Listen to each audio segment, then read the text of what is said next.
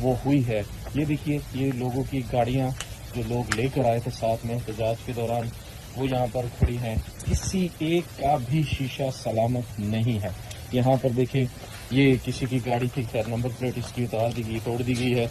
ये गाड़ी है एक, यहाँ इस तरफ अगर देखा है नई गाड़ी है किसी की, ये भी टूटी पड़ी है।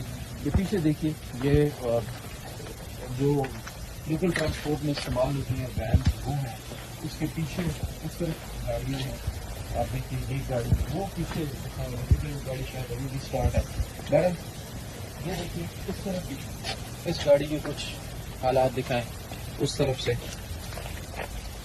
पूरा टूट फूट का शिकार है, और उस तरफ का दरवाजा भी बिल्कुल टूटे।